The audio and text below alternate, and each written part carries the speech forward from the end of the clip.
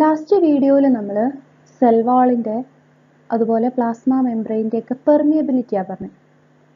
Plasma membrane selectively or differentially permeable ആണെന്നും cell wall almost all സൊല്യൂട്ട്സിനെയും സോൾവൻസിനെയും permit ചെയ്യുമെന്നും പറഞ്ഞു. ഇനി നമുക്ക് ഡിസ്കസ് ചെയ്യാനുള്ളത് അബ്സോർപ്ഷൻ ഓഫ് സോയിൽ വാട്ടർ ആണ്. അതായത് റൂട്ട് സോയിലുള്ള വാട്ടറിനെ അബ്സോർബ് ചെയ്യുന്നതിൻ്റെ different mechanisms. Absorption of soil വാട്ടറിൻ്റെ മെക്കാനിസം ഡീറ്റെയിൽ ആയിട്ട് പഠിക്കുന്നതിന് മുന്നേ ഓർഗൻ ഓഫ് വാട്ടർ അബ്സോർപ്ഷൻ നമുക്ക് അറിഞ്ഞിരിക്കണം. Which is the chief organ of water absorption? Root hairs ആണ്. റൂട്ടിൽ കാണുന്ന നമുക്കറിയാം റൂട്ട്സ് ആണ് അബ്സോർബ് ചെയ്യുന്നത്. ദെൻ കറക്റ്റായിട്ട് പറയുകയാണെങ്കിൽ റൂട്ടിൻ്റെ ഏത് പാർട്ടാണ് വാട്ടറിനെ അബ്സോർബ് ചെയ്യുന്നതെന്ന് ചോദിച്ചു കഴിഞ്ഞാൽ റൂട്ട് ഹെയർസ് ആണ്. They are in close contact with capillary water. Capillary വാട്ടറുമായിട്ട് ക്ലോസ് കോണ്ടാക്റ്റ് കാണിക്കുന്ന റൂട്ട് ഹെയർസ് ആണ് വാട്ടർ അബ്സോർപ്ഷൻ്റെ ചീഫ് ഓർഗൻ. ദെൻ എവിടെയാണ് റൂട്ട് ഹെയർസ് കാണുക? ഇതാണ് റൂട്ട് ഹെയർ റീജിയൻ. ഇവിടെ കാണുന്ന ഈ സ്മോൾ സ്ട്രക്ചേഴ്സ് ആണ് റൂട്ട് ഹെയർസ് എന്ന് പറയുന്നത്. ആൻഡ് അതെവിടെയാണ് സിറ്റുവേറ്റ് ചെയ്യുന്നത്? It is situated just before the apical meristem. Apical meristem കാണുക റൂട്ടിൻ്റെ ടിപ്പിലാണ്, അതായത് ഈ റീജിയനിലാണ് എപ്പിക്കൽ മെരിസ്റ്റം കാണുക.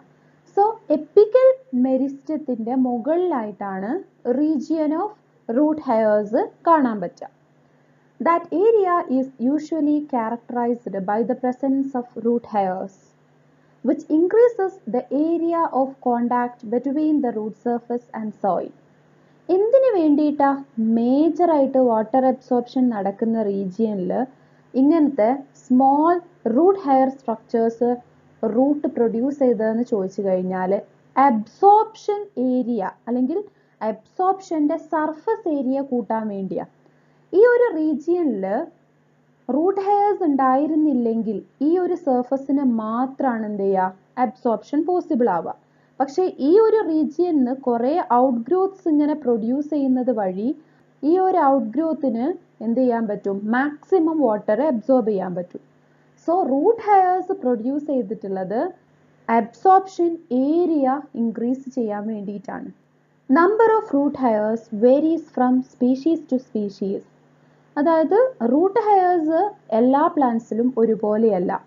ഒരു സ്പീഷീസിലുള്ള അത്ര നമ്പർ ആയിരിക്കില്ല വേറൊരു സ്പീഷീസിന് ഉണ്ടായിരിക്കുക. അതുപോലെ തന്നെ herbs develops more root hairs than woody members. അതുപോലെ തന്നെ angiosperms develops more than gymnosperms.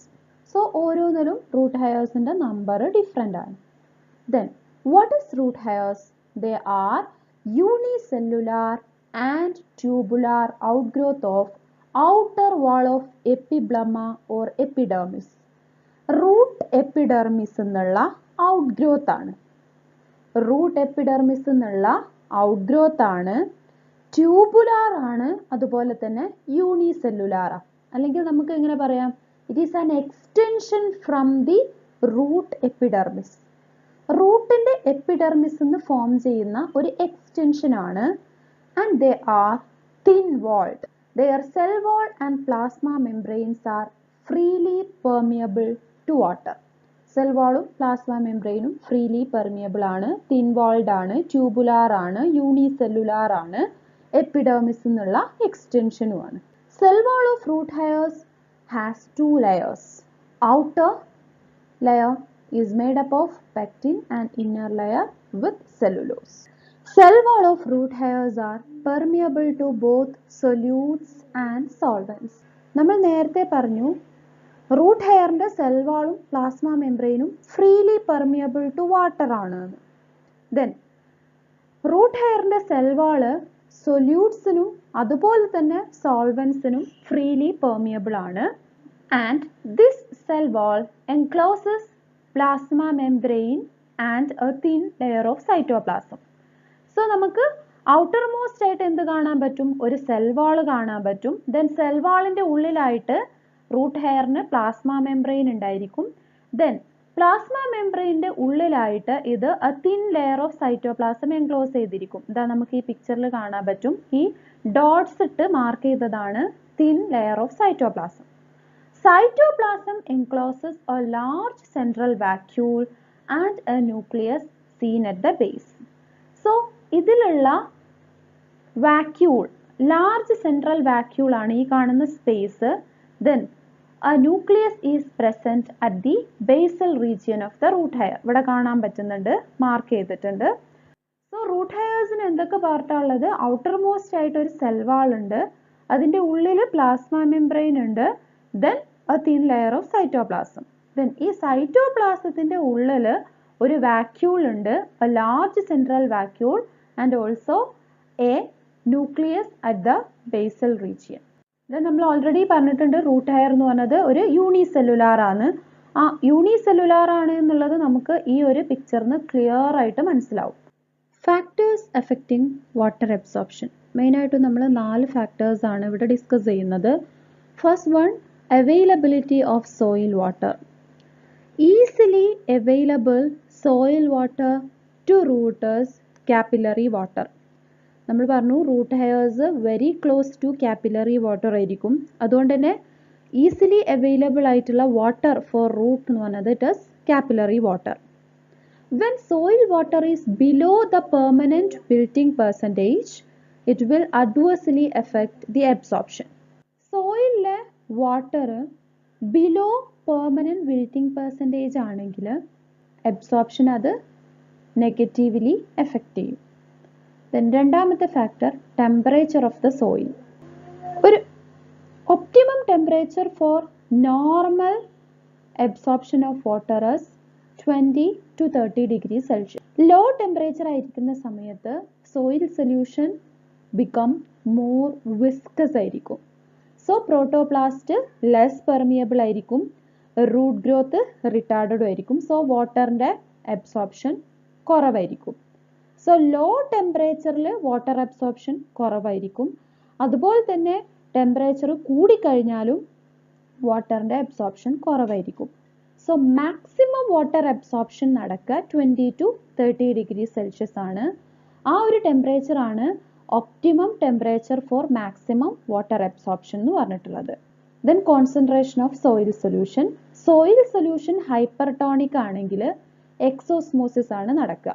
അങ്ങനെ പറഞ്ഞു കഴിഞ്ഞാൽ നമ്മൾ ഒരു ചെടിച്ചട്ടിയിൽ കൂടുതൽ ഫെർട്ടിലൈസർ ആഡ് ചെയ്ത് കഴിഞ്ഞാൽ, അല്ലെങ്കിൽ നമ്മൾ കുറച്ച് കൂടുതൽ ഉപ്പിട്ടു എന്ന് വിചാരിക്കുക, സോൾട്ട്, അങ്ങനെയാണെങ്കിൽ ആ സോയിലിൽ സാൾട്ടിൻ്റെ കോൺസെൻട്രേഷൻ കൂടുതലായിരിക്കും. സോ കുറച്ച് കഴിഞ്ഞാൽ നമുക്ക് കാണാൻ പറ്റും ആ ചട്ടിയിലുള്ള ചെടി ഇങ്ങനെ വാടിയിരിക്കും. അതിന് കാരണം എന്താണെന്ന് ചോദിച്ചു കഴിഞ്ഞാൽ ആ ചെടിയിലുള്ള വാട്ടർ എക്സോസ്മോസിസ് വഴി ചട്ടിയിലേക്ക് വരും. നമ്മൾ മാങ്ങ ഉപ്പിലിട്ട പോലെ, അതായത് മാങ്ങയാണ് ചെടി ആയിട്ട് കൺസിഡർ ചെയ്യേണ്ടത്, നമ്മൾ ചട്ടിയിൽ ഉപ്പിട്ടത് ആ ബോട്ടിലിൽ ഉപ്പിട്ടത്. അപ്പോൾ മാങ്ങയിലുള്ള വാട്ടർ കണ്ടന്റ് ബോട്ടിലേക്കാണ് വരിക, അതേ effect. So hypertonic external solution hypertonic ആയതുകൊണ്ടാണ് അങ്ങനെ സംഭവിച്ചിട്ടുള്ളത്. സോ സോയിൽ സൊല്യൂഷൻ്റെ അല്ലെങ്കിൽ സോയിൽ വാട്ടറിൻ്റെ കോൺസെൻട്രേഷൻ ഹൈപ്പർട്ടോണിക് ആണെങ്കിൽ എക്സോസ്മോസിസ് ആണ് നടക്കുക. സോ അത് അബ്സോർപ്ഷനെ അഡ്വേഴ്സ്ലി എഫക്റ്റ് ചെയ്യും. എൻഡോസ്മോസിസ് ആണ് നടക്കേണ്ടത്, പക്ഷേ ഹൈപ്പർട്ടോണിക് ആണ് എക്സ്റ്റേണൽ സൊല്യൂഷൻ എങ്കിൽ എക്സോസ്മോസിസ് ആണ് നടക്കുക. ദെൻ ലാസ്റ്റത്തെ ഫാക്ടർ ആയിട്ട് പറയുന്നത് എയറേഷൻ ഓഫ് ദി സോയിലാണ്.